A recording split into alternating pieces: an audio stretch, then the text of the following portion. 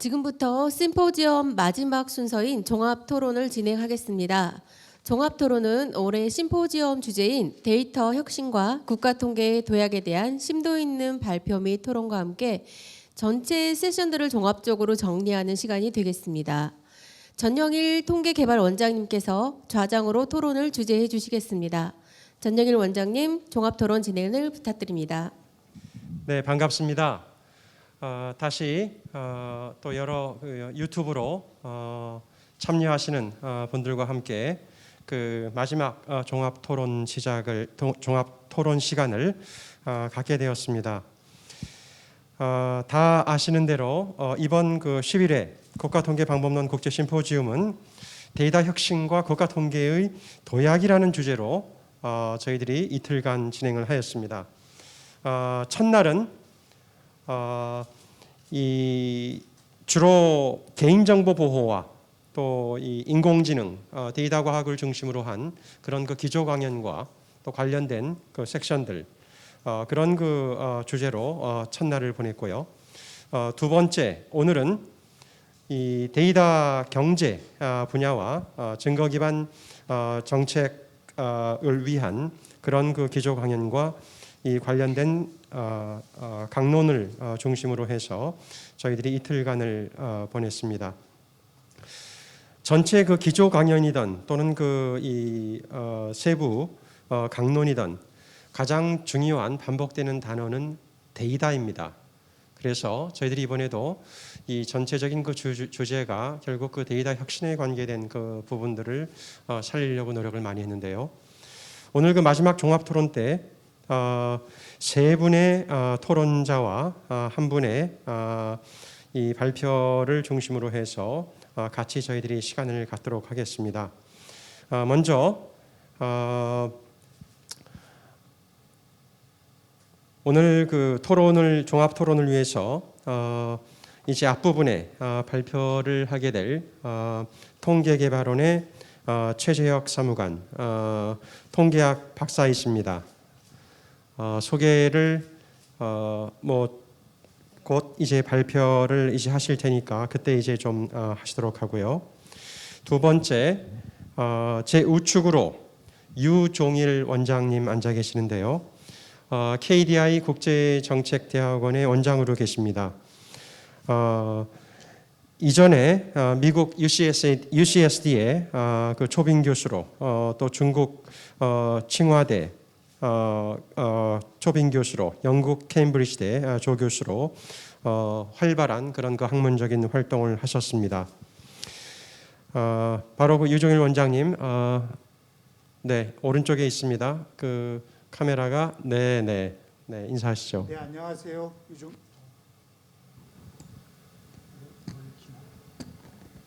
소리가 그냥 하면 되나? 네, 안녕하세요. 방금 소개받은 유종일입니다. 반갑습니다.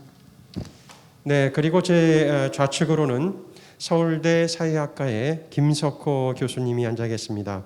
김석호 교수님은 현재 그 사회학과 교수로 그 재직하고 있으실 뿐만이 아니라 서울대학의 사회발전연구소의 소장으로 또 지역 사회학회의 회장으로 활동을 하고 계십니다.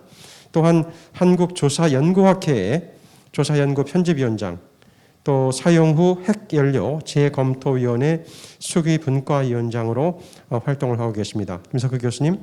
예, 안녕하세요. 서울대 사회학과의 김석호라고 합니다.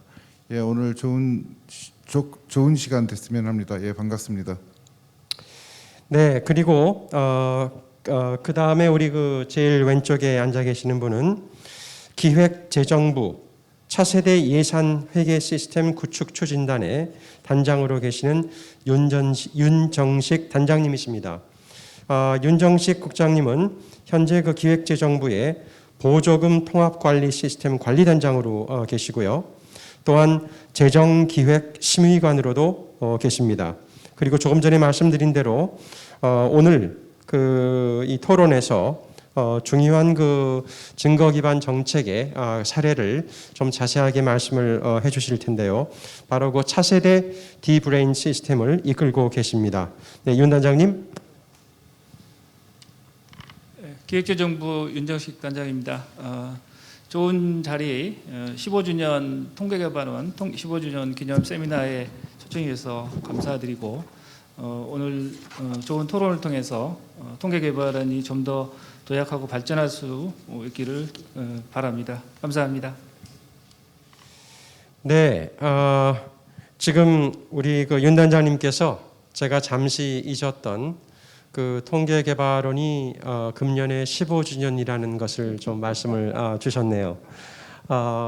바로 사실 오늘 그 이 자리는 저희들이 그 곧 이어서 최재혁 사무관께서 이제 발제를 좀 해주실 텐데요.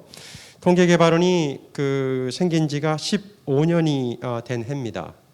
15년 동안 이 회고를 뭐 잠시 할 수도 있고요. 그 내용들은 최재혁 사무관이 이제 자료를 중심으로 해서 좀 발표를 할 겁니다. 그리고 오히려 향후 15년 또는 향후 50년에 그런 그 코리아의 국가 통계의 그 도약과 선진화 그런 어떤 좀 그 큰 그 걸음들을 위한 그 비전들 또는 현재 현황과 그 미래의 그런 그 그림들을 함께 좀 깊이 있게 좀 둘러보는 시간들을 좀 가지고자 합니다. 먼저 우리 그 최재혁 사무관께서 발표를 하시기 전에 우리 세 분께 한 가지 좀 짧은 질문을 좀 먼저 좀 드리겠습니다. 그리고 나서 이어서 우리 그 최재혁 사무관께서 그 발표를 주시고 그 발표 내용을 가지고 먼저 토론을 좀 하도록 하고요. 그리고 토론을 좀 진행한 이후에는 두 번째로 우리 그 윤정식 단장님께서 또한 그 증거 기반 정책의 그 사례로서 좀 자세한 내용들을 발표를 주시고 함께 또 토론을 하는 그런 좀 그 순서들을 이어서 가지도록 하겠습니다. 제가 첫 번째 드릴 질문은요. 데이터 혁신과 국가 통계의 도약이라고 했는데 우리 세 분 그 원장님들 또 우리 단장님 교수님 데이터 혁신이 무엇인가요? 왜 데이터 혁신을 해야 하는가요? 좀 이런 짤막한 질문을 먼저 좀 드리고 거기에 대한 간단한 답변들을 한 2분 정도 내에서 좀 해주신다면 오늘 토론들은 아주 좀 임팩트 있게 짧은 질문, 짧은 답변 그리고 발표 그런 식으로 좀 이어질 겁니다. 세 분 가운데 좀 누가 좀 먼저 말씀을 좀 주실 수 있으실까요? 데이터 혁신이란 무엇인가? 왜 데이터 혁신이 필요한가요? 네, 제가 먼저 말씀드리겠습니다. 네, 좋습니다. 제가 먼저 마이크 잡은 이유는 네. 데이터 혁신이 뭔지 제가 전혀 모르기 때문에 그냥 그 모르는 사람이 먼저 얘기하고 데이터 혁신을 잘 아시는 분들이 그 다음에 좀 그 얘기를 해주시는 게 아마 좋지 않을까. 그렇지 않으면 저는 할 말이 없을 것 같아요. 좋습니다. 예, 그 간단히만 말씀을 드리자면 그 데이터 혁신은 제가 모르지만 데이터를 이용하는 사람의 입장에서 봤을 때 제일 중요한 것은 데이터의 퀄리티, 양질의 데이터, 정확한 데이터, 그리고 양질의 데이터라는 것은 그 내용이 정확하고 그 다음에 활용성이 높은, 활용할 수 있도록 제공되는 그런 데이터를, 그러니까 데이터는 굉장히 범람하는데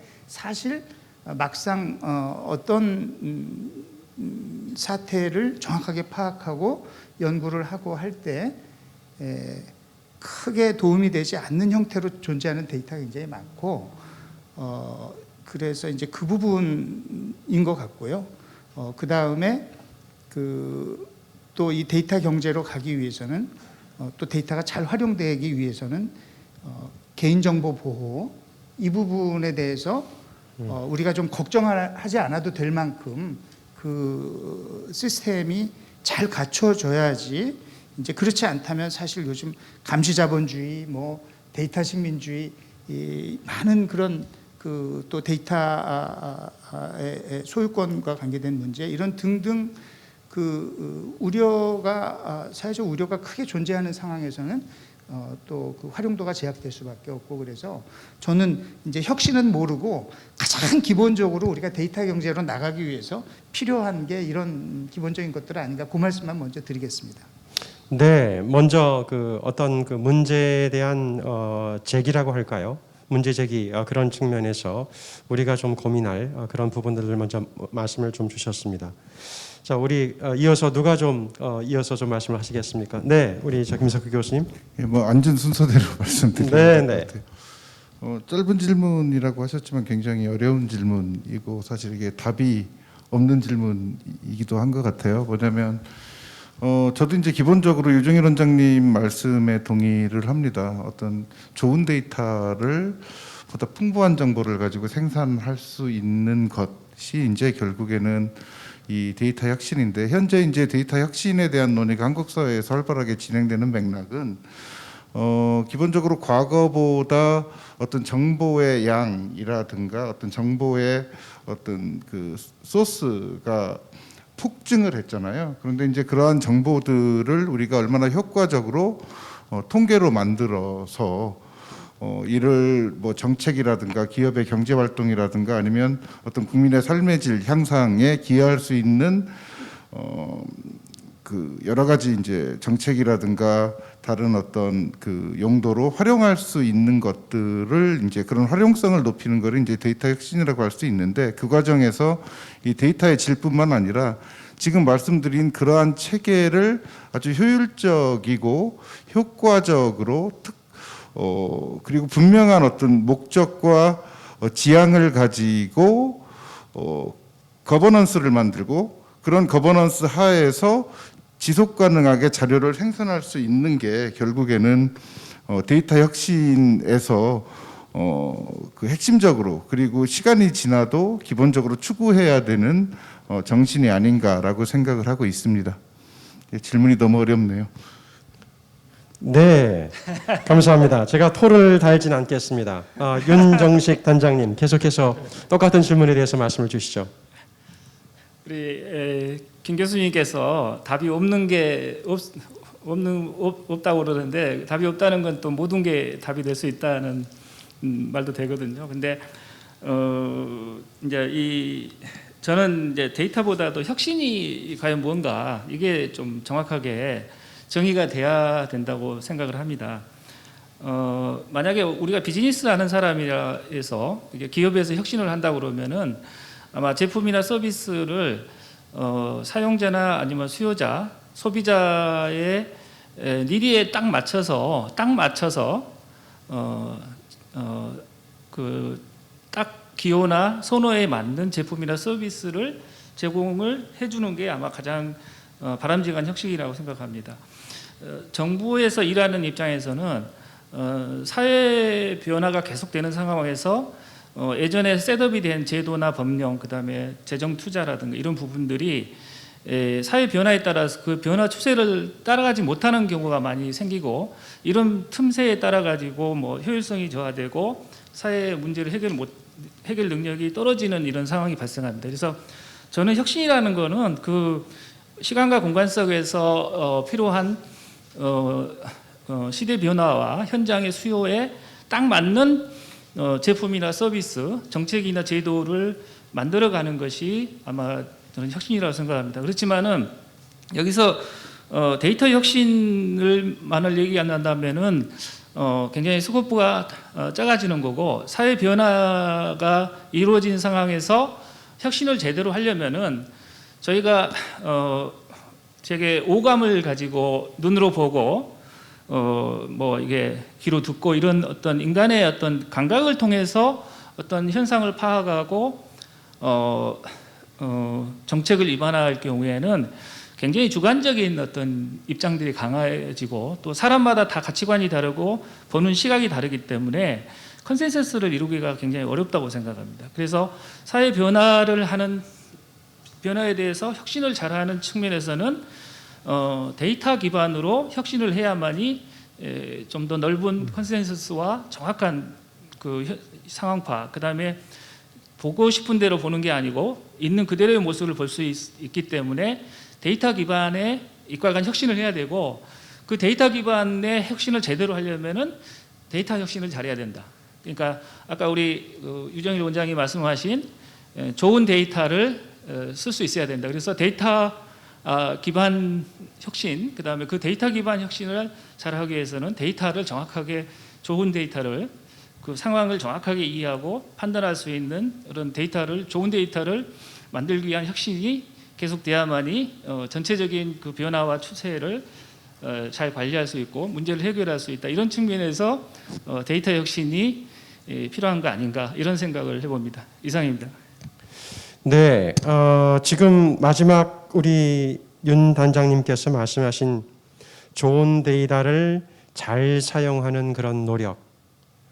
결국 처음에 저는 아무것도 모릅니다 하고 말씀을 시작하셨던 유 원장님께서 바로 그런 종류의 그런 그 부분을 말씀하셨는데 데이터 혁신의 의미를 좀 그렇게 좀 일단 잠정적으로 좀 의견들이 좀 모아진 것 같습니다.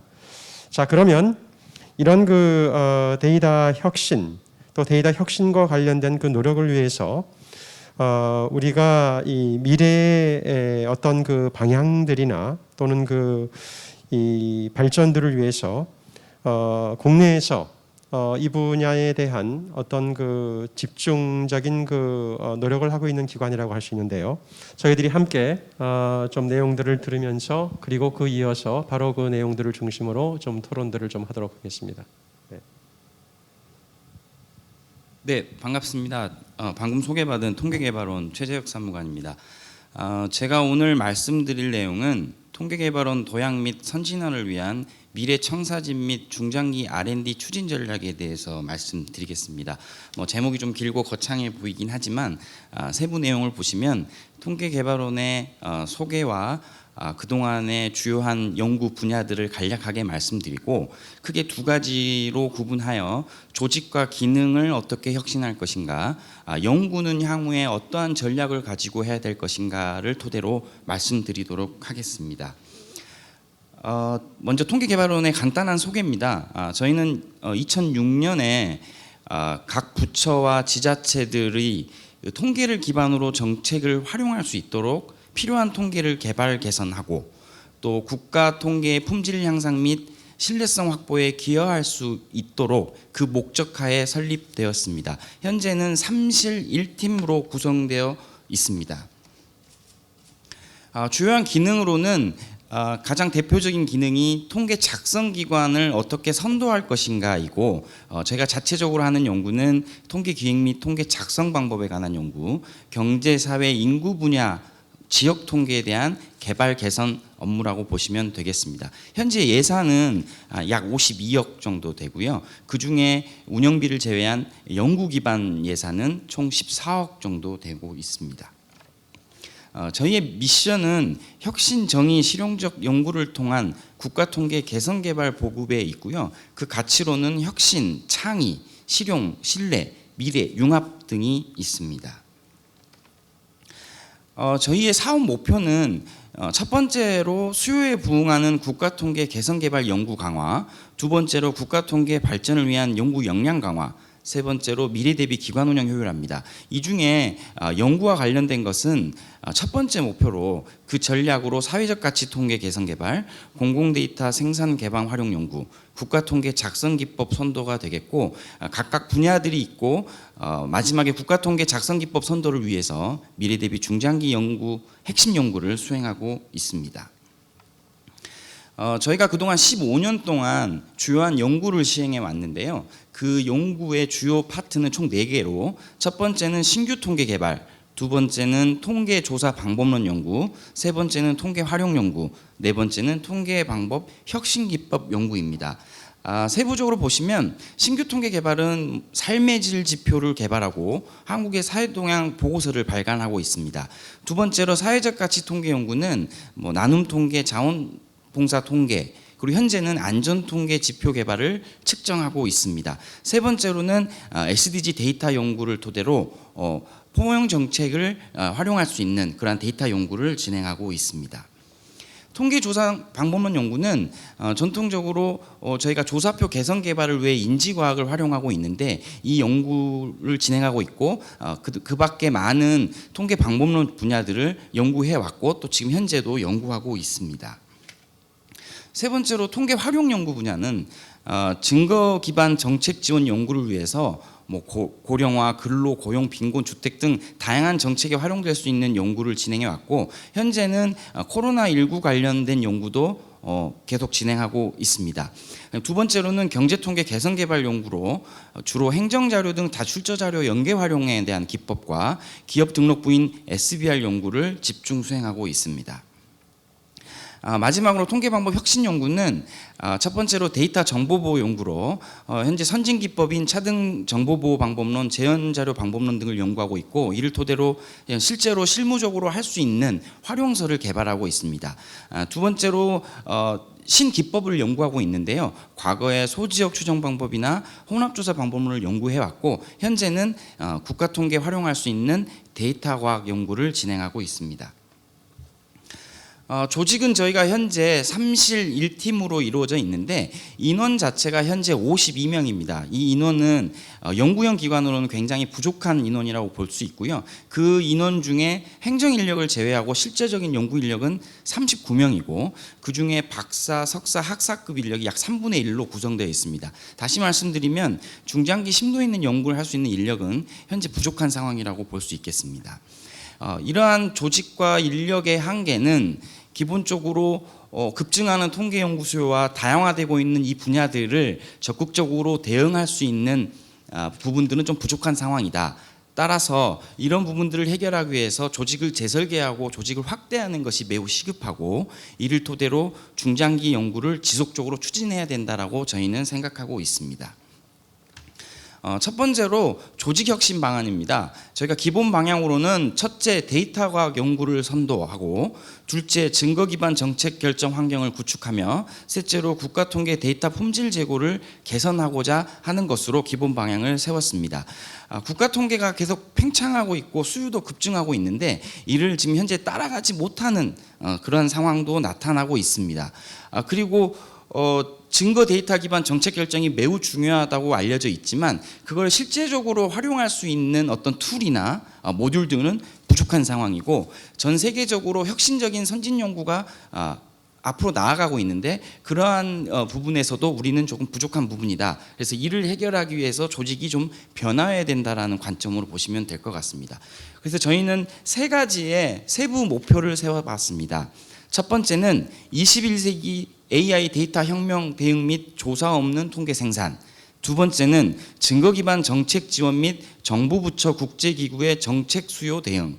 세 번째는 국가 통계 데이터 품질 제고 및 범부처 통계 작성 기관 수요 대응로 세워봤습니다. 이를 위해서 저희가 국립통계 데이터 연구원으로 조직이 확대돼야 할 것이다 라고 했고 그 전략으로 빅데이터 증폭, 다출처 데이터, 연계 개방 등 새로운 환경에 대비하고 또 열악한 통계 조사 환경에 대응하며 증거 기반 정책 지원을 적극 활용할 수 있는 환경을 구축하는 데 그 전략을 세우고자 했습니다.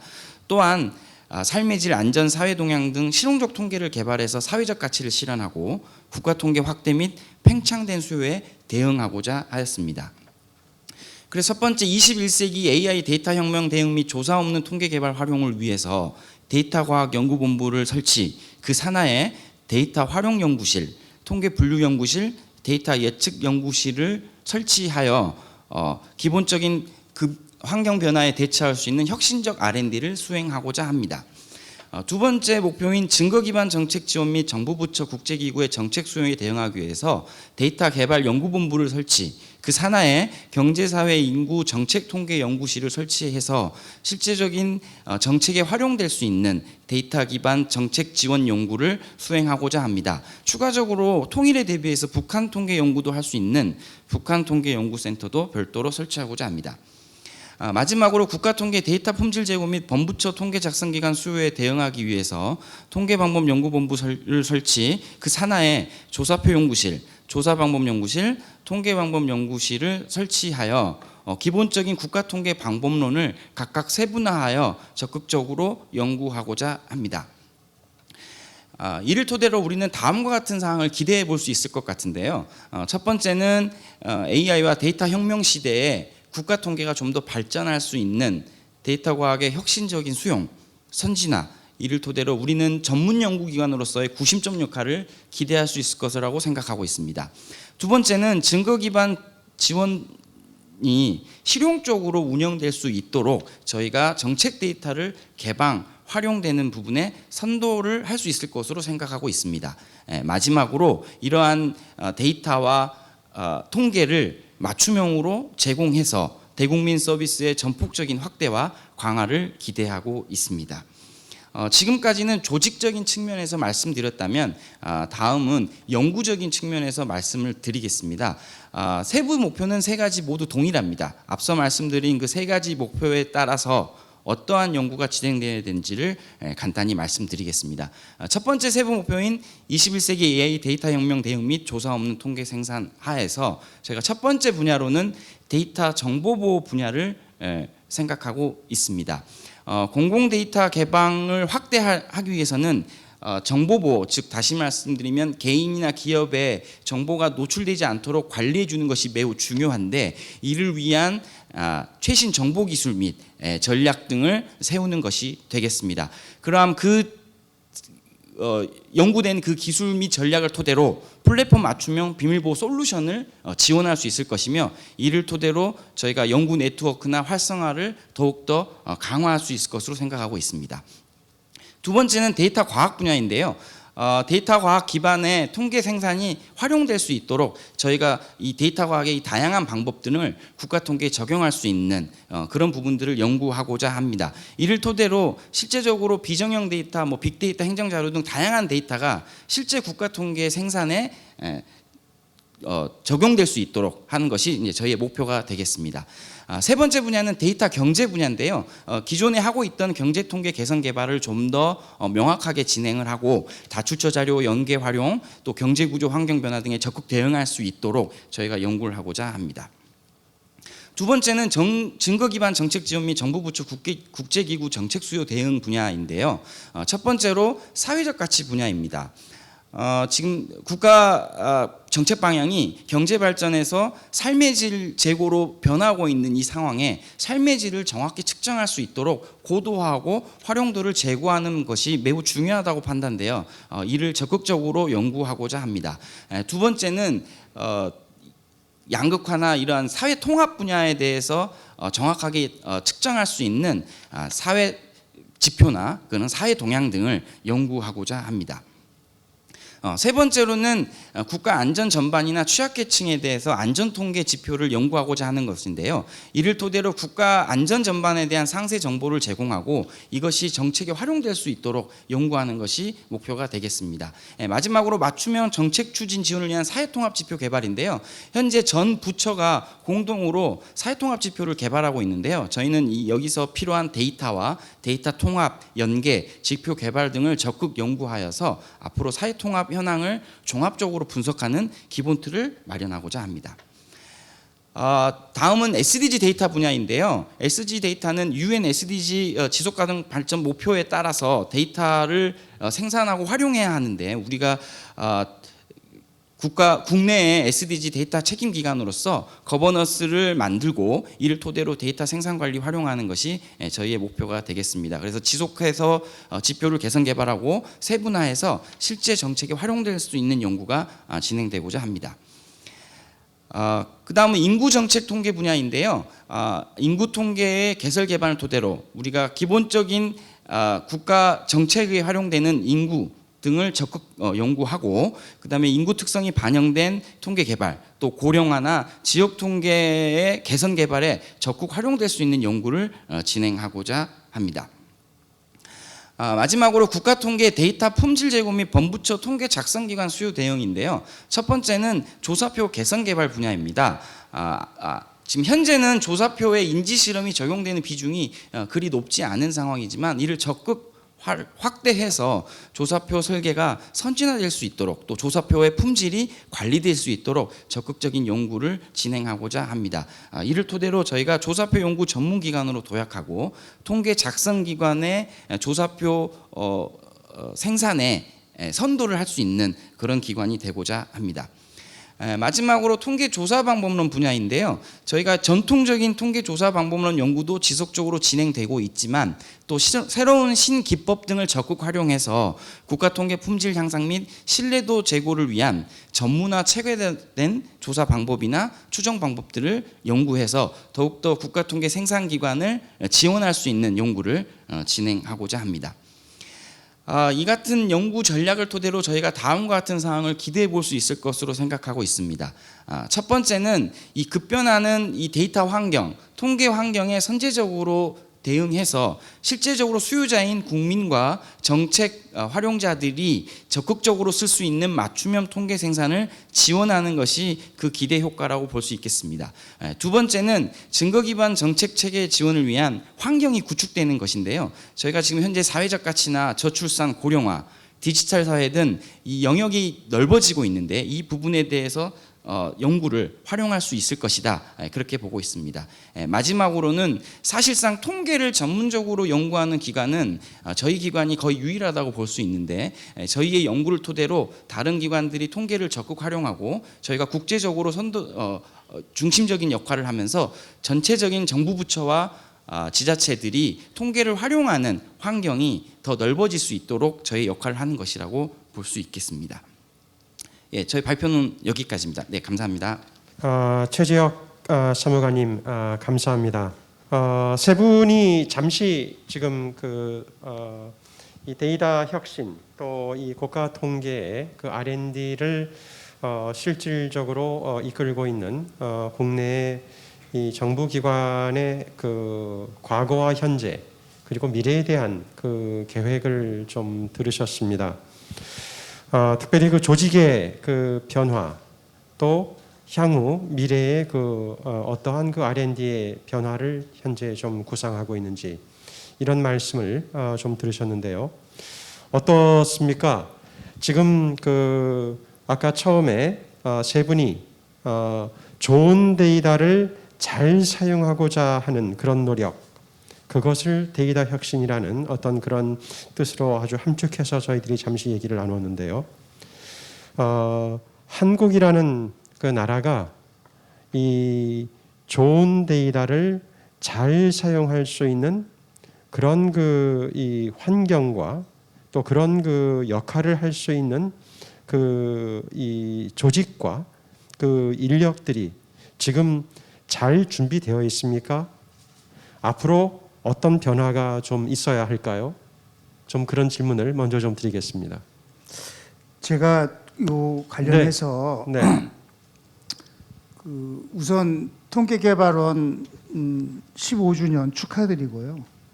사실 제가 통계개발원이 정확하게 무엇을 하는 것인지 잘 알지는 못했는데 우리 사무관님 발표를 들으면서 참 중요한 일을 많이 하는구나.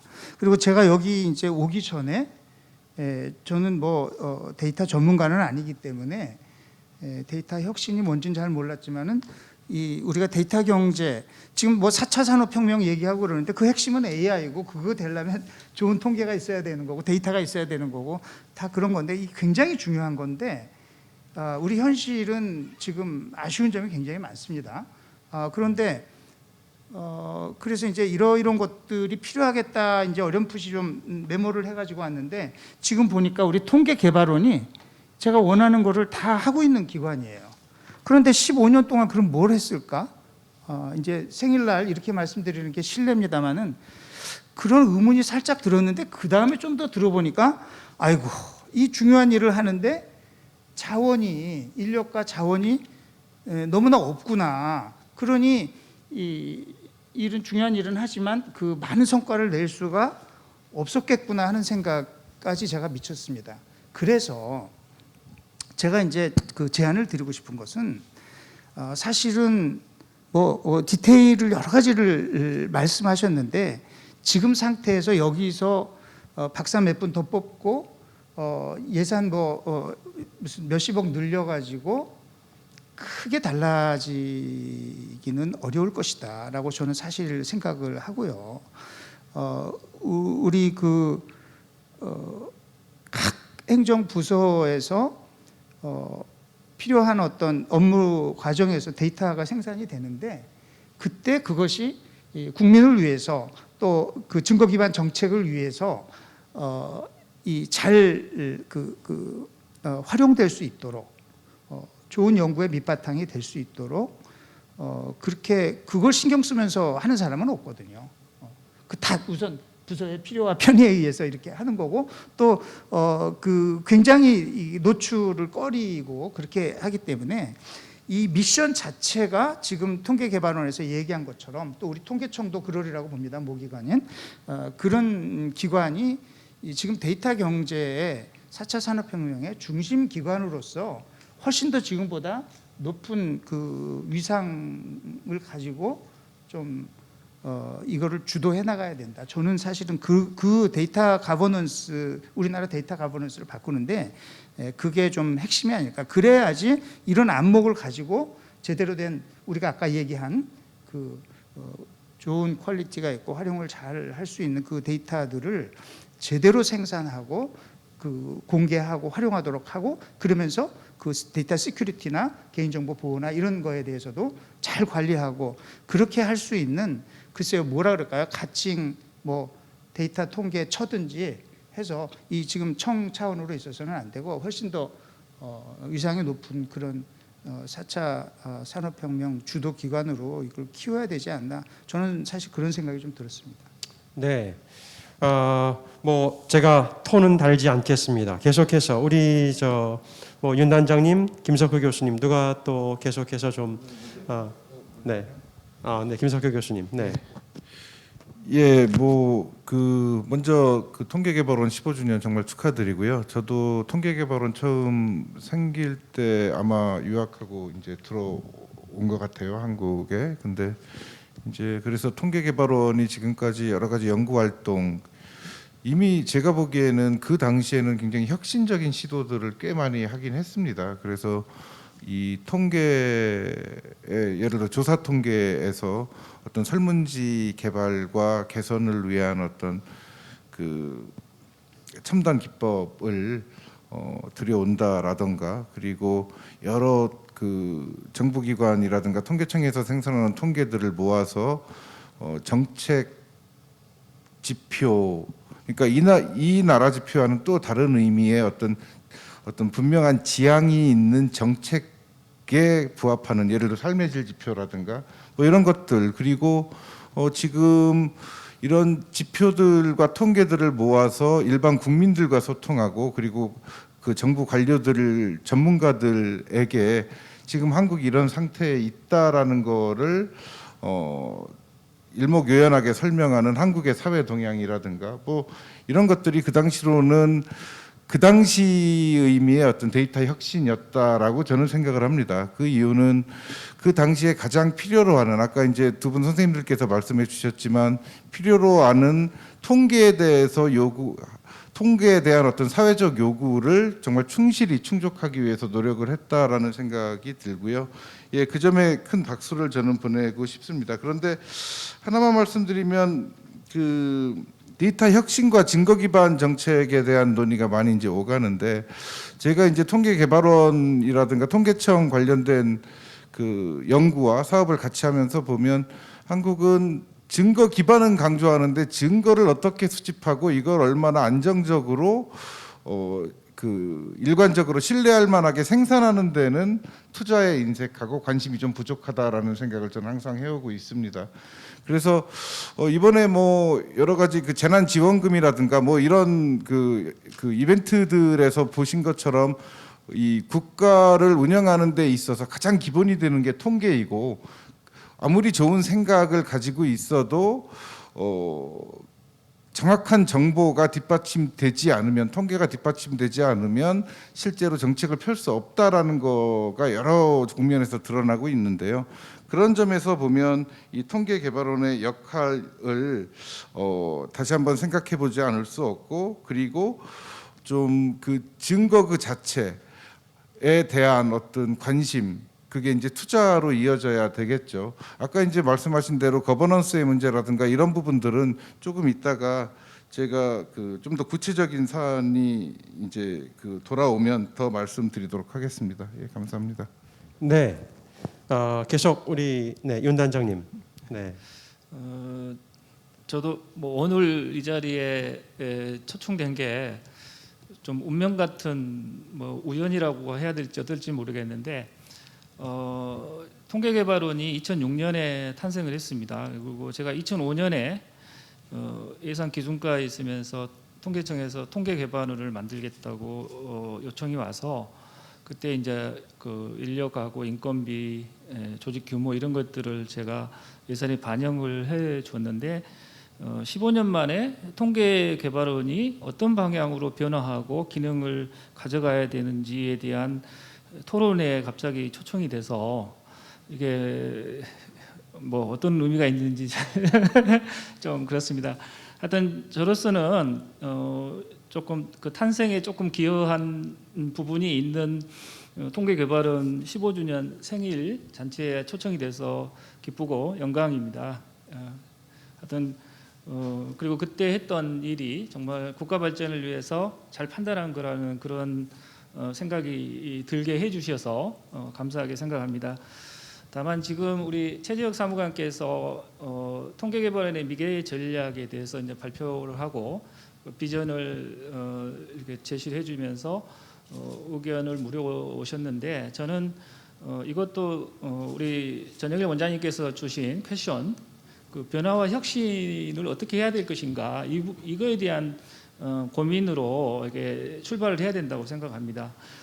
2005년도에는 지금 통계청에서 통계개발원을 아마 그때 지금 보니까 인력이 지금 40명에서 52명으로 30% 늘었고요. 그다음에 예산이 46.8억 원에서 52억 원으로 해가지고 11.8% 늘었습니다. 근데 지금 15년 동안 정도 이게 이 정도 예산과 인력을 가지고 일을 해 오셨는데 전체적으로 평가를 하자면은 참 작은 예산과 적은 인력으로 대단한 일을 많이 했다라고 평가를 해줘야 될 것 같습니다. 다만 이 시점에서 그러니까 4차 산업혁명 디지털 시대가 이미 도래한 이 시점에서 통계개발원이 어떤 역할과 어떤 비전을 가지고 그 일을 성공적으로 수행하기 위해서 조직 혁신이나 아니면은 그 변화를 어떤 식으로 해 가야 될 것인가에 대한 진지한 고민이 있어야 되겠다는 생각입니다. 근데 지금 기본적으로 제가 통계개발원의 업무 영역이 R&D 기능입니다. 과연 이제 그 당시 2005년도에는 정부 조직으로 통계개발원을 만들었는데 과연 이 정부 조직이라는 게 좀 경직적이고 또 순환보직이라든가 인사 정책상의 인사관리상의 사실 전문성을 굉장히 높이고 R&D를 수행하기에는 좀 이렇게 성과를 내기 쉽지 않은 형태의 조직이라는 생각이 듭니다. 그런데 과연 지금 형태의 조직과 뭐 인력 예산을 가지고 디지털 시대에서 그 시대 변화 그다음에 그 현장에서의 국가적인 정책 통계 연구 수요라든가 국민들의 어떤 삶의 질을 높이는 정책적 솔루션을 제공하기 위한 여러 가지 데이터를 생산하고 공급하고 과학화하는데 과연 어떤 형태의 조직과 인력 그다음에 이런 것들이 필요할 것인지를 좀 더 좀 깊이 있게 고민을 더 하셔야 될 것 같다는 생각이 있는데 그래서 이게 정부 조직으로 있을 경우에는 사실 연구 개발한 부분들을 정책화하기가 굉장히 편합니다. 그렇지만은 또 그 전문성을 키우고 또 그 통계청보다도 국가 전체적인 측면에서의 어프로치를 하려면은 좀 통계청 안에 있는 것이 과연 바람직한 것인지 이런 부분들은 좀 더 별도의 어떤 국민적인 의견 수렴이라든가 전문가 의견을 좀 들어서 어떤 형태의 조직과 좀 그 기능이나 커버리지를 가져가서 이런 미션과 비전을 수행할 수 있을지 좀 진지하게 조직 내부에서도 고민을 하시고 또 국민들 의견을 좀 이건 뭐 개인적인 의견이지만은 아마 그런 부분들에 대해서 좀 더 폭넓은 논의를 통해서 방향을 정해야 되지 않은가. 다만 이제 그 좀 중점을 둬야 될 거는 시대적인 변화, 그다음에 어떤 그 현장에서의 어떤 니드라든가 수요, 국민들의 의견, 그 통계 개발에 대해 기대하고 있는 역할, 이런 부분들에 대한 정확한 통찰을 통해서 방향을 잡으시면 아마 좋은 결과가 있지 않을까 이런 생각이 듭니다. 감사합니다. 다시 한번 축하드립니다. 15주년. 예. 네. 앞으로 15주년, 한 30년 동안 아마 통계 개발원이 국가 경영 그다음에 발전에 큰 기여가 하기를 다시 한번 축원드립니다. 감사합니다. 예. 네, 그 윤정식 단장님의 말씀을 통해서 그 탄생에 그 아주 그 기여한 중요한 그 기여를 윤 단장님께서 해주신 부분 감사의 말씀을 꼭 다시 드리고 싶습니다. 그 말씀 가운데 결국은 변화된 사회 또 데이터 경제 이런 부분에서 조직과 인력의 그런 확대라든지 또는 그 아까 우리 유정일 원장님의 말씀으로는 좀 더 높은 위상 또 이 데이터 경제의 어떤 그런 중심 기관으로서의 그런 그 역할들이 향후에는 더 필요하다 하는 그런 말씀들을 좀 주셨는데요. 이 부분에 대한 부분을 조금 더 좀 살을 붙이신다면 우리 유 원장님 지금 윤정식 그 단장님께서 그 이 조직과 인력의 그런 그 확대나 조직의 정부 조직 내에서의 그 변화를 좀 언급을 하셨는데요. 좀 여기에 대한 좀 생각은 좀 어떠신가요?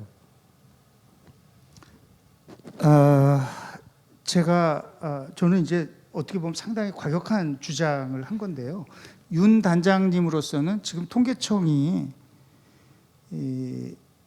그 기재부 산하에 있는 그 청 중에 하나인데 제가 그거를 기재부에서 나와서 큰 살림을 차려가지고 데이터 경제를 이끌어가야 된다 이렇게 얘기하니까 아마 좀 당혹스러우신 그런 측면도 있지 않을까 생각합니다. 그런데 제가 사실 우리가 이제 데이터 경제 얘기하고 데이터 혁신을 얘기를 합니다만은 아까 우리 김석호 교수님 언급하시면서 재난지원금이나 이런 거 관련해서 우리가 기초적인 그 소득 그 파악 이런 것들이 충분히 잘 안 돼 있다. 그러다 보니까 이제 뭐 건보료 뭐 이런 거 가지고 하는데 뭐 사람들이 그걸 수용을 잘 안 해요. 무슨 소리야? 나는 저 사람이 나보다 더 많이 버는데 뭐 이렇게 돼 있고 해서 그런 그 이제 소득 파악 시스템에 관해서 제가 뭐 하고 싶은 얘기는 많습니다만 또 얘기를 길게 할 수는 없고요.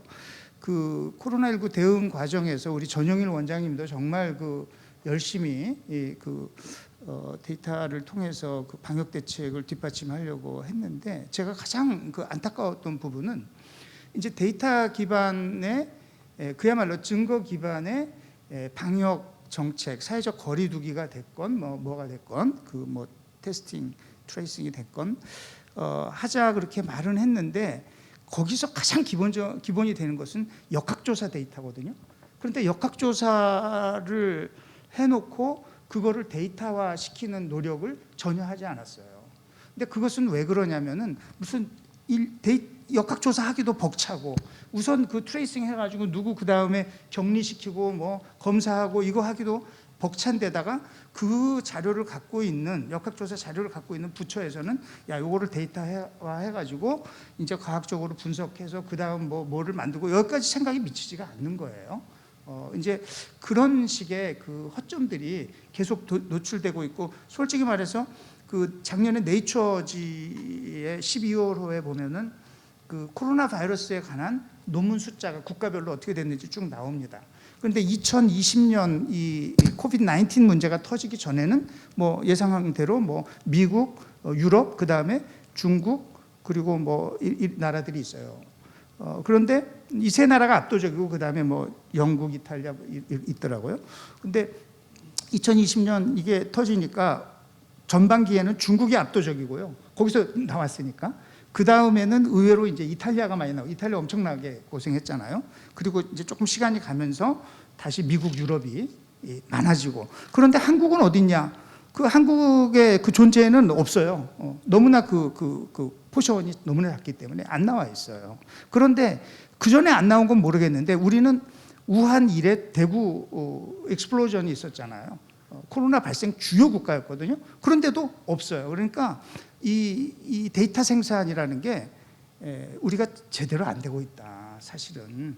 그리고 증거 기반 정책 얘기하자면 제가 얘기가 길어져서 더 이상 안 하겠습니다. 그래서 이런 거를 그렇게 각 부서에서 하는 거를 더 이제 뭐 그 데이터 관련해서 가이드도 하고 지도도 하고 그걸 활용도를 높일 수 있게 그 전반적인 그런 종합적인 관리도 하고 그런 거를 지향을 하고 계시잖아요. 제가 얘기를 들어보니까 그런 거를 하려면은 거기에 맞는 가버넌스, 정부 조직 이런 게 필요하다는 차원에서 말씀을 드렸던 겁니다. 뭐 생일날 그렇게 또 얘기해드리면 좋지 않습니까? 앞으로도 하시라고 이렇게 얘기하면.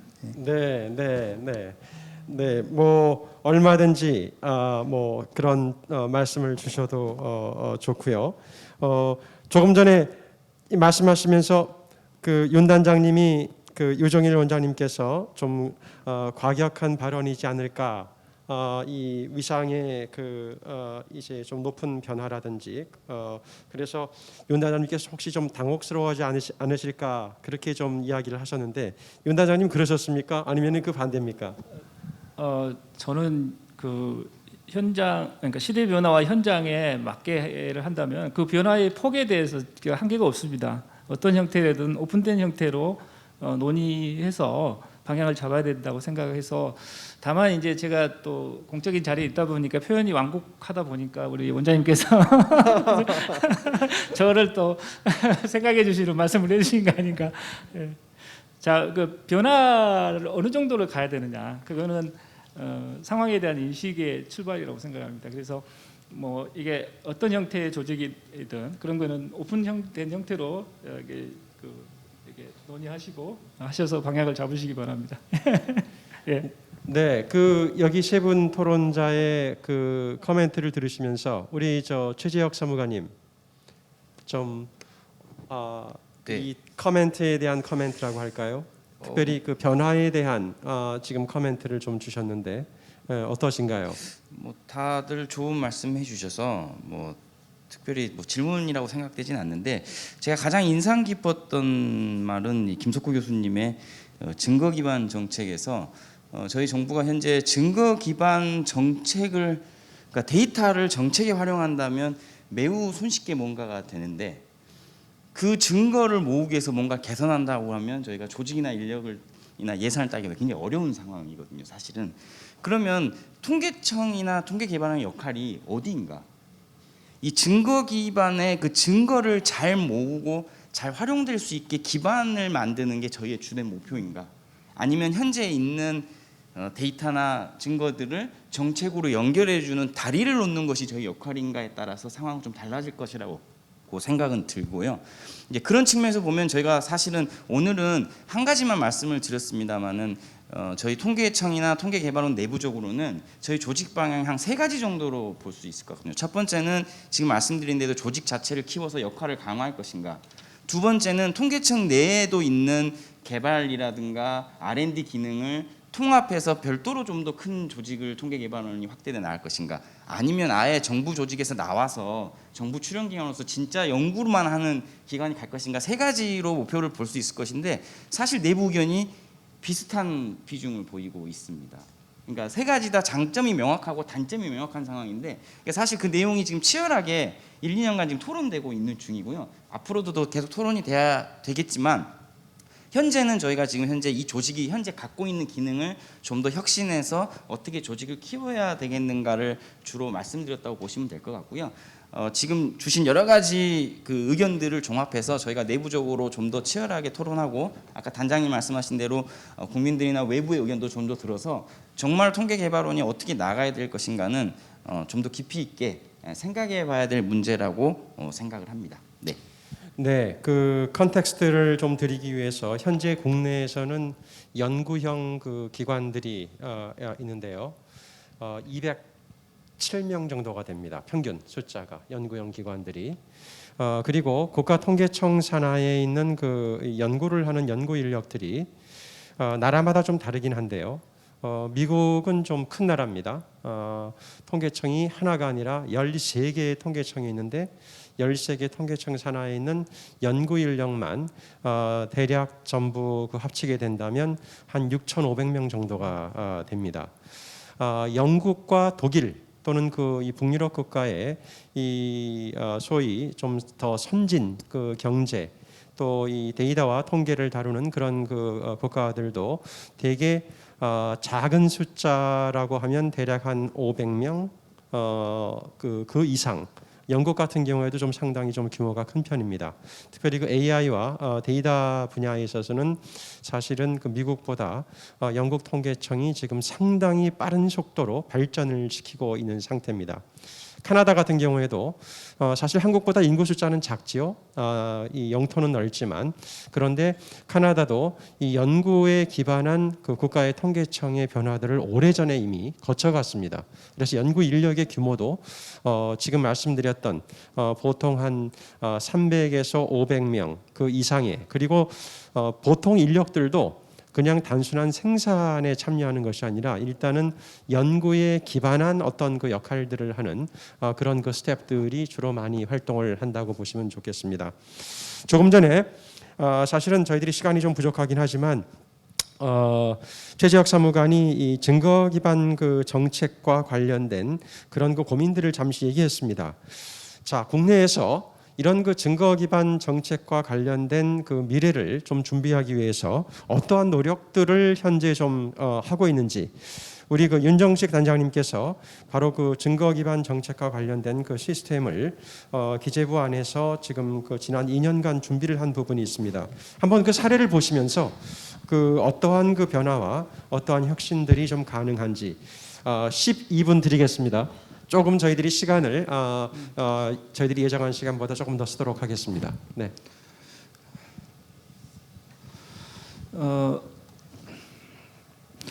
그 정부가 2019년 말부터 지금 정부가 쓰고 있는 디지털 예산회계 시스템이라는 게 있습니다. 모든 부처가 활용해서 재정 업무를 처리하는 시스템입니다. 이 시스템이 2007년부터 운영을 해왔습니다. 그동안 2007년에 구축한 시스템도 뭐 세계적으로 굉장히 효율적인 탁월한 시스템이라고 있었지만 약 한 14년 정도 지나면서 이 기술 발전이나 또 업무 처리 중심으로 돼 있는 시스템을 지금 전면 재구축하는 사업을 2019년 9월부터 12월부터 시작을 했습니다. 그래서 이 시스템을 제가 구축을 담당을 하면서 비전으로 저희가 구축한 거는 데이터 기반 정책 결정 지원 시스템을 구축하겠다. 데이터 기반이라는 것은 결국은 증거 기반 정책과 동일한 의미입니다.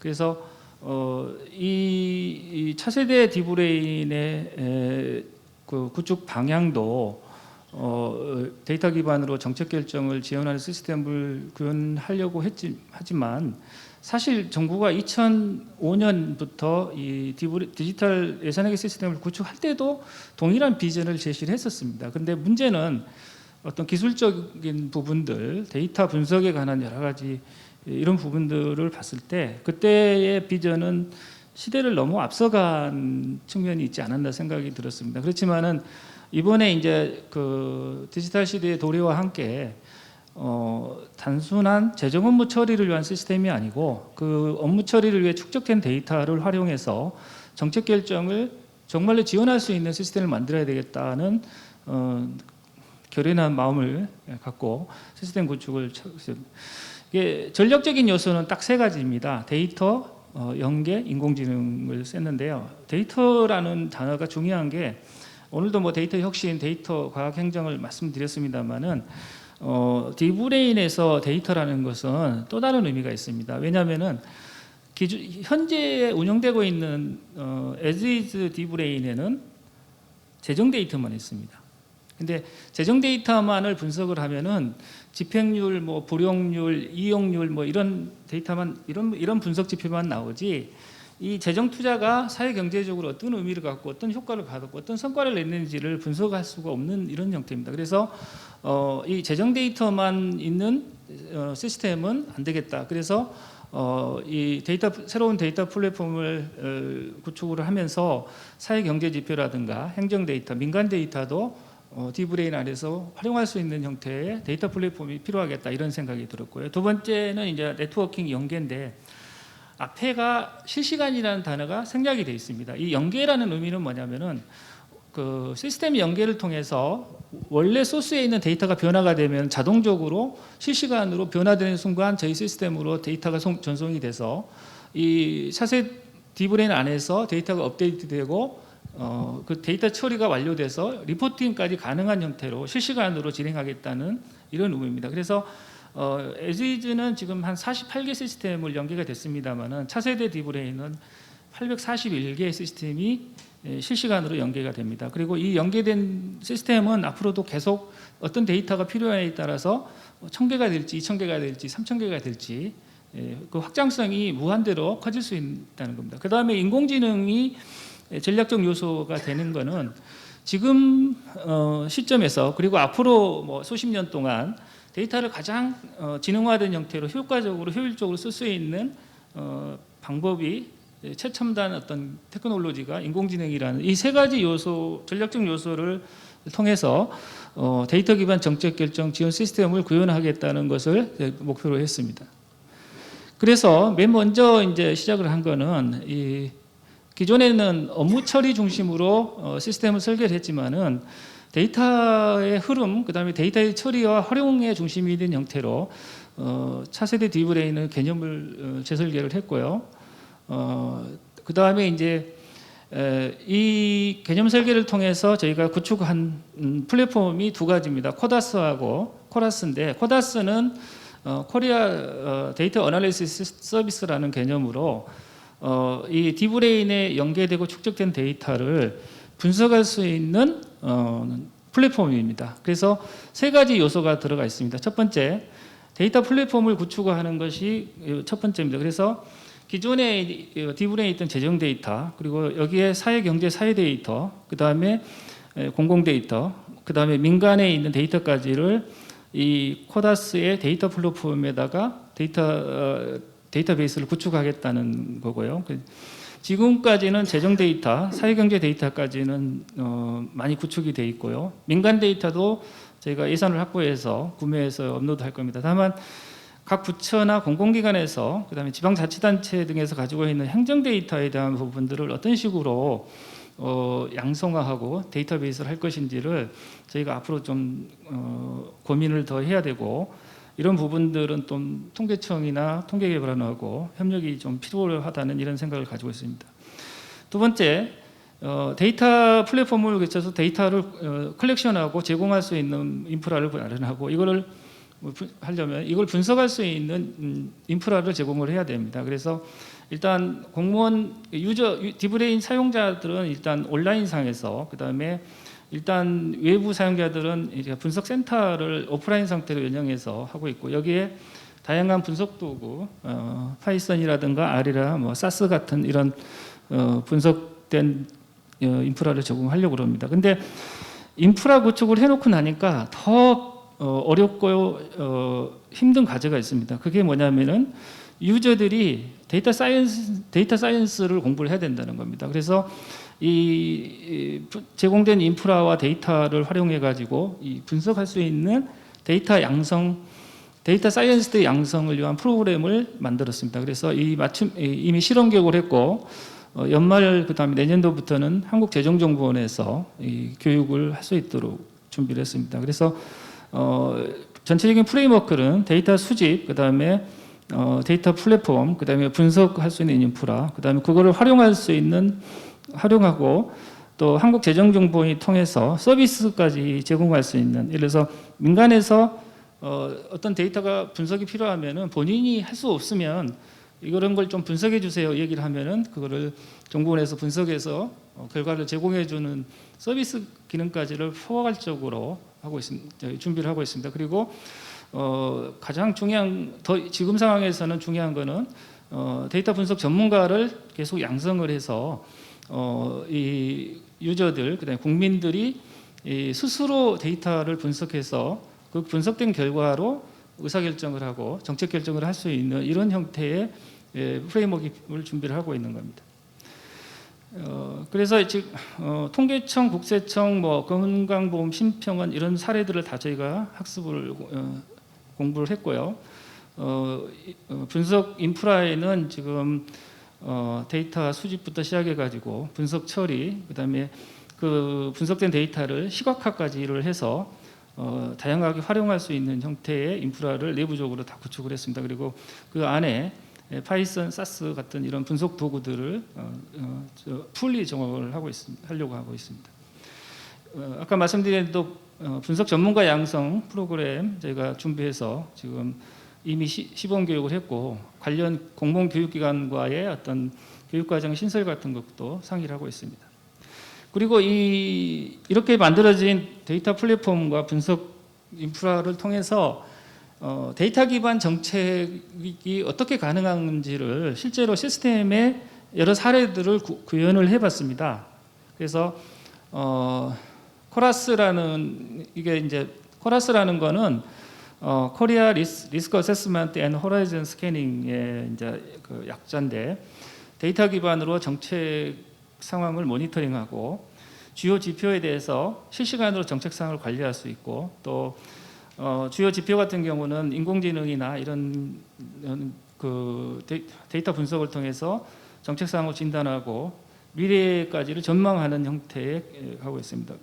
그래서 첫 번째는 데이터 기반 정책 지표 모니터링 시스템인데 저희가 지금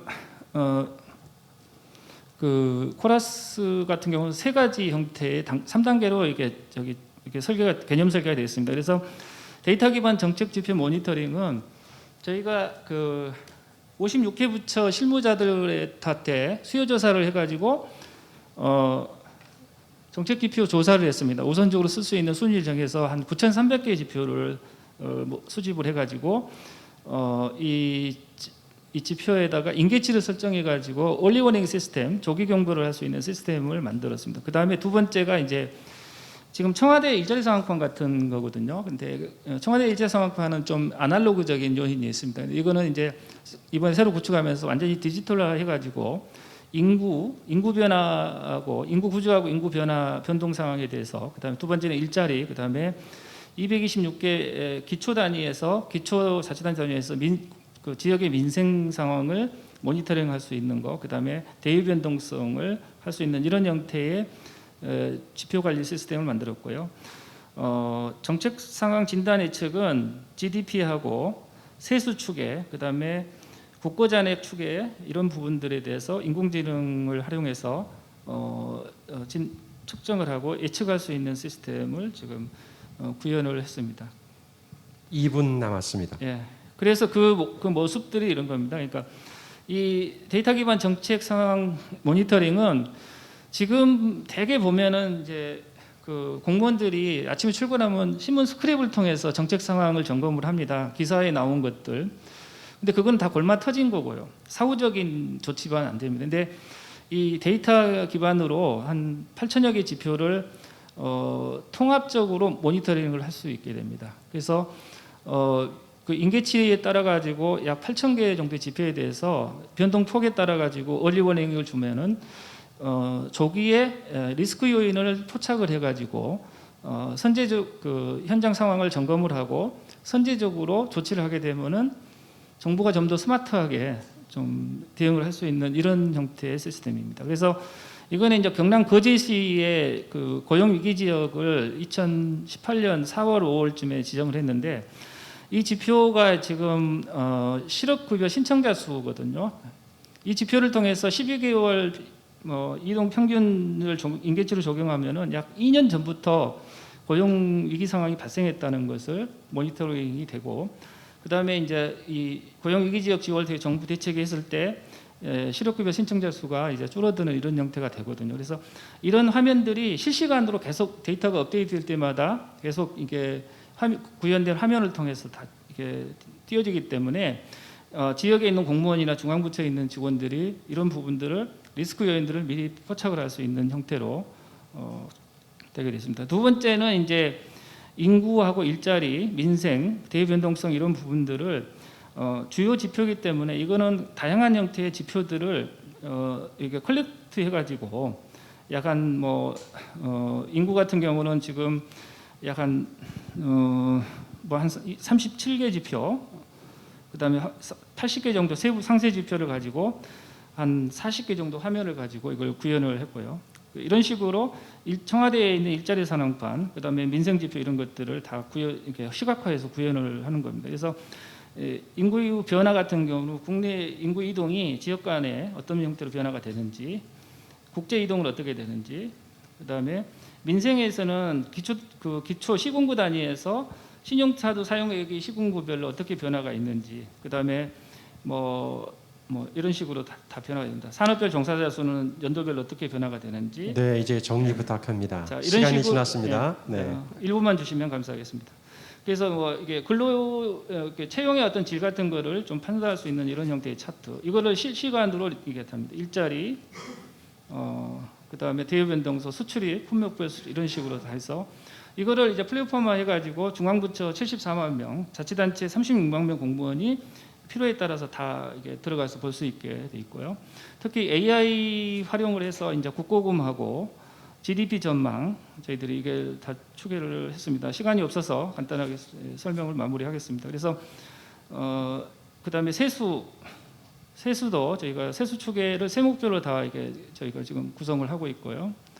그래서 이런 부분들이 지금 현재는 이제 앞으로는 재정 투자 효과를 이제 분석하려고 준비를 하고 있는 상황입니다. 그래서 이런 형태의 어떤 데이터를 활용해 가지고 어떤 형태의 어떤 활용이 가능한지를 좀 시범적으로 좀 보여주는 거고, 이게 유효하다고 생각한다면은 정부가 이제 다양한 형태의 모니터링 지표 수를 2만 개, 3만 개로 늘릴 수도 있고, 지표 관리를 지금 4개 했지만은 30개, 40개로 할 수 있는 거고 그런 겁니다. 그래서 이게 이제 이걸 통해서 저희가 데이터 기반으로 정책 상황을 어떤 식으로 관리하고 의사결정에 어떤 식으로 도움을 줄 수 있는지를 사례로 한 거고, 그래서 코다스와 코다스를 통해서 이게 저희가 차세대 디브레인의 이런 형태의 인프라를 구축을 하는 것이 의미가 있습니다. 이거는 전 부처의 공무원들이 활용할 수 있고, 저희가 지방자치단체나 지방교육청에 있는 공무원들에게 사용 권한을 부여를 하게 되면은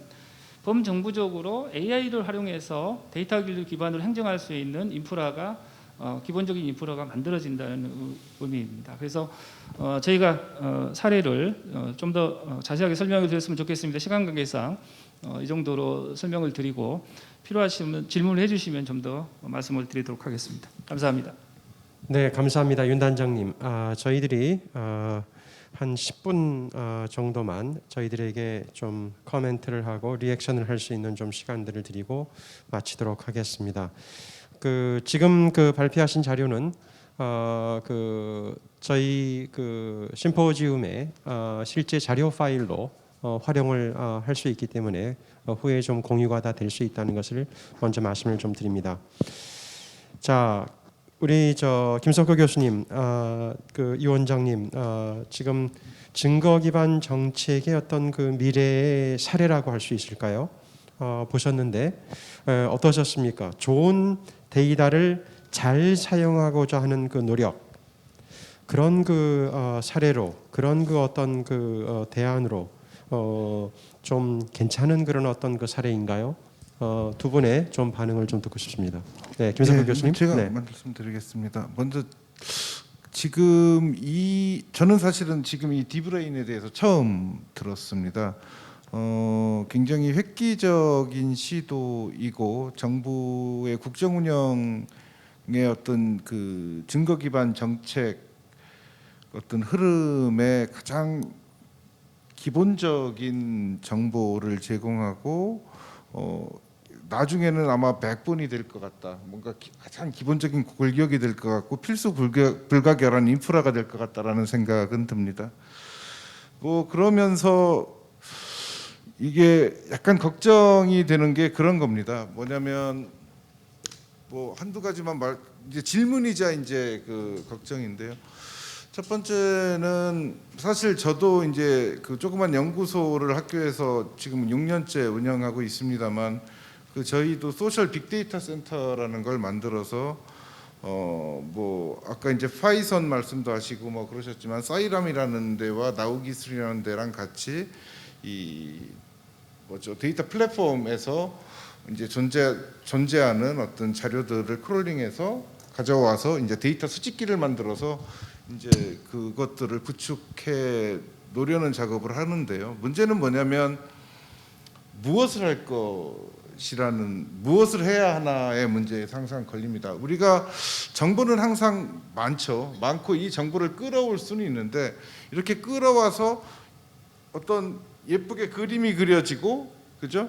뭔가 의미 있는 차이가 발생하는 지점들은 분명히 우리가 이제 포착할 수 있는데 우리가 그거를 어떤 목적으로 끌어왔으며 그걸 어떻게 해석할 것인가, 어떤 의미 부여를 할 것인가에 대한 문제에 대해서 항상 고민을 하게 되는 지점입니다. 이제 제가 이 말씀을 왜 드리냐면 지금 아주 방대한 자료, 뭐 경제, 사회, 인구, 뭐 재정 등에 대한 방대한 자료를 구축을 해놓고 계신데 실제로 거기에 하나하나 들어가 보면 아마 난관이 굉장히 많을 겁니다. 그러니까 지표 하나 그리고 예를 들어 일자리 지표는 시군구 단위에서 또는 뭐 그죠 광역도 단위에서 어떤 방식으로 구축할 건지 그거를 어떤 식으로 표현할 건지 이런 문제들이 세세한 것들이 많을 텐데 크게는 뭐냐면 이 디브레인이라는 어떤 개념적 지도를 DNA로 말씀하셨는데 그 안에 어떤 이 디브레인의 어떤 전반적인 방향성에 따른 아주 구체적인 개념 지도가 있으신지 뭐 지금 여기 발표에서는 그냥 일단 큰 그림만 보여주셨기 때문에 그래서 이제 뭔가 이 디브레인이 가지고 있는 그 정체성이라고 해야 되나요? 뭐 이런 것들에 대해서 저는 아직도 저게 그 정부의 국정 운영을 위한 건지 아니면 대민 서비스를 위한 건지 뭐 이런 부분들에 대해서 아직 좀 분명하게 와닿진 않아서 이제 그런 부분들에 대해서 하나 말씀드리고 싶고 나머지 하나는 이게 활용성인데요. 정말 엄청난 정보 아닙니까? 그러면 이게 그 공무원들이 활용하게 만들었다고 하셨는데 제가 이제 그 발표하시는 거 들으면서 무슨 생각이 들었냐면 연구자 입장에서 처음으로 그런 생각이 들었어요. 공무원이 돼보고 싶다라는 생각을 처음 했거든요. 왜냐하면 이제 저 자료들이 저희 연구자 입장에서나 뭔가 민간의 어떤 그 경제 역량과 활력 뭐 이런 시장에서 어떤 개인정보의 문제라든가 뭐 여러 가지 어떤 형평성의 문제라든가 뭐 이런 것들만 우리가 합의해낼 수 있다면 이게 오히려 정부 안에 머무르기에는 조금 아까운 자료들이 굉장히 많다. 그래서 이제 그 부분에 대해서 기왕에 국민의 세금으로 구축한 이런 엄청난 데이터 그 리소스라면 좀 그런 부분들에 대해서는 어떤 보관을 가지고 계신지 뭐 그런 것들이 이제 계속 그 궁금했고 약간 걱정도 되고 그랬습니다. 네, 거기까지만 잠깐만 저 답변을 좀 홀드해 주시고요. 저희들이 시간이 좀 제한이 돼 있어서 우리 저 유 원장님 지금 그 말씀드렸던 대로 이 사례에 대한 그 관찰과 리액션을 좀 부탁합니다. 우선 뭐 대단한 작업을 하신 것 같아서 경의를 표하고요. 그런데 그걸 이제 하다 보니까 이렇게 데이터를 구축해놨지만은 이거를 잘 활용해서 가치 있게 사용할 수 있는 데이터 사이언티스트가 너무 없어가지고 그걸 양성 교육까지 한다고 하시는데 저희 대학원에서 바로 이번 달부터 그 데이터 사이언스 전공을 신설을 해가지고 데이터 사이언스들을 양성을 시작을 했거든요. 그래서 앞으로 좀 기재부에서 특별 채용으로 많이 좀 해주시면 어떨까 그런 생각이 들었고요. 결국은 지금 김석호 교수님도 말씀을 하셨지만은 데이터를 그냥 모아놓는다고 해서 큰 의미가 있는 것은 아니고 무엇을 위해서 어떤 데이터들을 모으느냐 하는 게 이제 제일 중요한 거잖아요. 이제 그런데 정부가 이렇게 이런 증거 기반 정책에 관심을 가지고 이렇게 한다는 건 참 반가운 얘기인데, 그러면서 솔직히 이제 회의감은 조금 있는 거예요.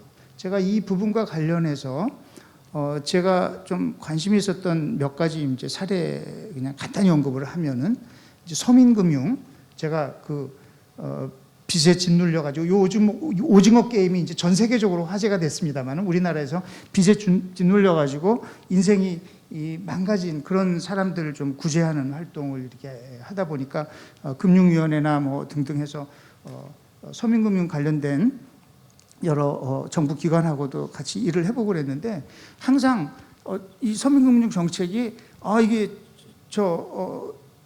정책 서민금융 투입 자금을 뭐 얼마였는데 얼마로 올린다 이렇게 하는 거예요. 이 투입에 관해서 얘기를 하는데, 과거에 그걸 투입을 했을 때 그게 어떤 결과를 가져왔는지에 대해서는 별로 사실은 그게 이제 증거 기반 정책의 핵심인데, 제가 왜 그러냐면은 사실 그냥 돈 빌려주는 게 능사가 아니거든요. 어떻게 하면 이들이 경제적으로 자립할 수 있을 때까지 어떻게 지원을 하는 것이 효과적인지 그런 걸 따져봐야 되는데, 그렇지가 않고 이걸 뭐 더 빌려준다. 그런데 중소기업 지원도 마찬가지거든요.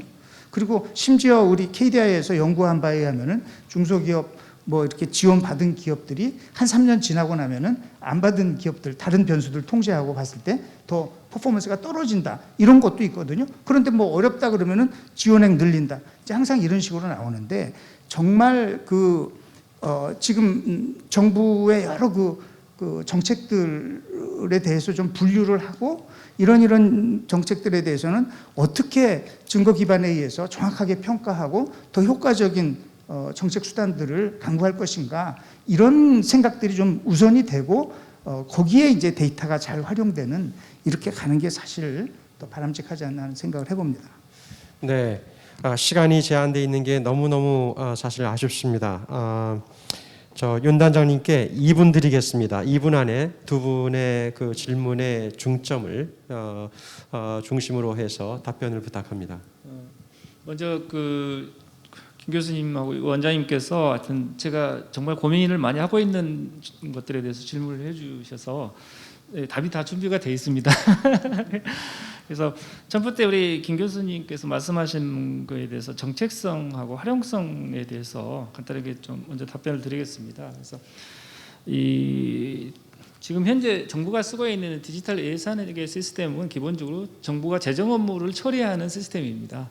다만 저희가 이 재정 업무를 처리하는 재정 데이터만 가지고 이 시스템의 데이터 기반 행정, 증거 기반 정책을 하려고 하니까 부가가치가 안 생기는 거죠. 그래서 여기에 이제 사회경제 지표라든가 민간 데이터, 그다음에 필요하면 보는 행정 데이터까지를 좀 더 DB화하고 양성화해서 좀 더 재정 투자가 가지고 있는 의미를 좀 더 체계적으로 분석을 해보자 하는 취지에서 일단은 데이터 플랫폼도 구축하고 분석 인프라도 만들고, 이걸 사용자들에게 분석 역량을 키워줄 수 있는 교육 과정까지 만들었습니다. 다만 이제 이게 기본적으로는 재정 업무 처리하고 그거에 대한 분석을 통해서 좀 더 정책의 효율성이나 성과를 분석할 수 있는 인프라로 만들었지만은, 이거는 일단 기본적으로는 공무원들이 쓰지만, 아까 이제 PPT 내용에 있었습니다만 시간 관계상 제가 스킵하다 보니까 이거는 이제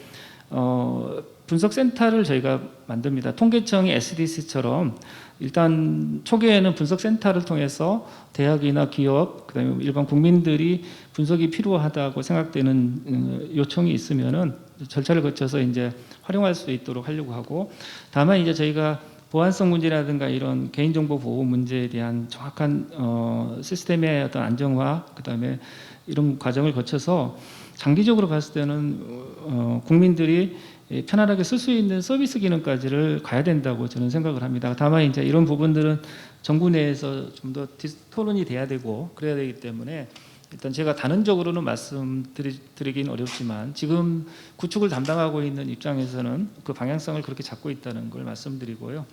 그래서 그 정책적 측면에서 부분은 정부가 운영하는 시스템이지만은 국민들한테 서비스까지를 가능할 수 있도록 하고 거기에 축적된 데이터를 통해서 추가적으로 정책사항 관리라든가 이런 것까지 같이 할 수 있기 때문에 그런 것들은 또 좀 부가적인 형태의 되면은 국정 운영 관리라든가 정책사항 모니터링에도 충분히 활용할 수 있다. 뭐 이런 측면으로 이해해 주시면 좋겠습니다. 그래서 그 공무원들이 쓰는 거지만은 활용성 측면에서도 되게 국민들까지 쓸 수 있는 그런 측면에서 개인정보 보호라든가 데이터 보호를 위한 이런 안정성을 확보하면서 또 형평성 그 유저에 대한 국민들에 대한 서비스 기능까지를 준비하고 있다고 말씀을 드리고 싶습니다. 그다음에 이제 원장님께서 말씀하시는 부분이 이제 투입에 대한 성과 분석이 없다. 사실 초기 단계에서 제가 이 성과를 분석하는 것까지는 사실 자신이 없었습니다. 근데 AI 인공지능을 활용해 가지고 GDP나 세수 추계 같은 걸 해보니까 지금 재정 투자에 대한 효과 분석, 이게 성장에는 어떻게 기여를 하고 있고 일자리는 얼마나 만들고 있으며 또 소득 재분배라든가 이런 거 아까 재난지원금 같은 거를 서민금융 같은 거를 했을 때 이게 어떤 형태의 효과가 나눌지 이런 부분들에 대해까지를 분석이 가능할 수도 있겠다. 그래서 지금 첫 단계로서는 재정 투자 효과 분석 쪽을 저희가 이제 지금 준비를 하고 있고요. 좀 더 원장님 말씀하시는 이 부분이 아마 저희 최종적인 목표가 될 겁니다. 재정을 썼을 때 이게 어떤 효과가 나와 있는지를 지금은 여러 정부의 보고서에서 예산 자료, 그러니까 재정에 대한 투입 계획이 있고, 그다음에 최종적인 인풋이 결국은 회계 결산 자료로 나와 있습니다만은 그것이 뚜렷하게 어떤 형태의 성과가 났는지에 대한 분석이 사실은 이루어지지 않고 있는 부분이 있습니다. 그래서 그런 부분까지를 저희가 장기적으로 타겟팅하고 연구개발까지를 좀 준비하고 있다는 말씀을 올립니다. 이상입니다. 예. 네, 감사합니다. 역시 좀 시간이 저희들이 뭐 제한된 시간보다 좀 훨씬 넘어갔지만 뭐 이것으로 일단 좀 종합적인 토론을 좀 정리를 해야 될 것 같습니다.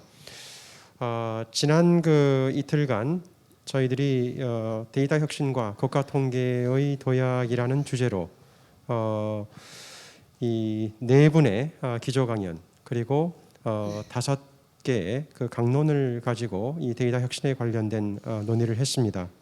그리고 오늘 마지막 종합 토론 시간에는 통계개발원이 국가 통계의 그런 발전과 그 데이터 혁신을 위해서 어떠한 지금 그 대응의 준비를 하고 있는지, 그리고 여기 그 토론자들께서 말씀하신 향후에 더 높은 그 위상과 그 조직의 상당히 그 이 확대나 강화가 분명히 그 필요하다면 그런 것을 통해서 한국이 결국 더 좋은 데이터를 더 많은 사람들이, 더 많은 정책 입안자들이, 국민들이, 민간 기관들이 잘 사용해서 정말 뜻한 어떤 그 목적을 이루고 그 목적을 잘 설계하고 또 구체적으로 이루어 나가는 그런 데에 도움이 될 수 있는 그것이 바로 데이터 혁신이라는 그런 의견으로 저희들이 모아진 것 같습니다.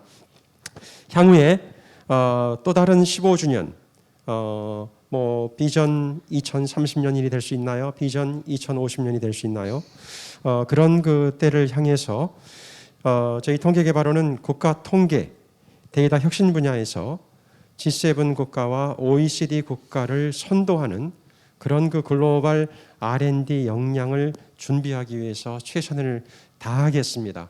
오늘 함께하신 토론자들, 또 함께 마지막까지 시청해 주시는 모든 산학연의 모든 그 관계자들께서 함께 힘을 모아 주셔서 우리 코리아가 이제는 경제 강국이 될 뿐만이 아니라 삶의 질에서도 정말로 북유럽 국가나 북미 국가들과 함께 갈 수 있는 나라가 되어지고 더 많은 것을 포용적으로 나누는 그런 그 나라가 될 수 있도록 우리가 함께 좀 노력을 했으면 좋겠습니다. 오늘 마지막 이 시간까지 함께 해주신 모든 분들께 감사를 드립니다. 네, 열띤 토론과 발표를 진행해 주신 5분 감사합니다. 저희가 정해진 시간보다 조금 지체가 되었는데요. 그만큼 깊이 있고 의미 있는 토론의 시간이었던 것 같습니다. 다시 한번 발표와 토론을 진행해 주신 5분께 감사의 말씀을 드립니다. 네, 종합 토론을 마지막으로 이틀간 진행되었던 제11회 국가통계방법론 심포지엄이 모두 마무리가 되었습니다. 올해 심포지엄을 통해서 국가통계에 대한 다양한 정보와 인사이트를 얻을 수 있는 유익한 시간이 되셨기를 기대합니다. 양일간 참여해 주신 연사 및 토론자분들께 다시 한번 감사의 말씀을 드리며 귀한 시간을 내어 긴 시간 온라인으로 함께해 주신 참여자분들께도 깊은 감사의 인사를 드립니다. 또한 앞으로도 매년 진행될 국가통계방법론 심포지엄에 지속적인 많은 관심을 부탁드리겠습니다. 그럼 이상으로 제11회 국가통계방법론 심포지엄을 마치도록 하겠습니다. 지금까지 함께해 주신 여러분 감사합니다.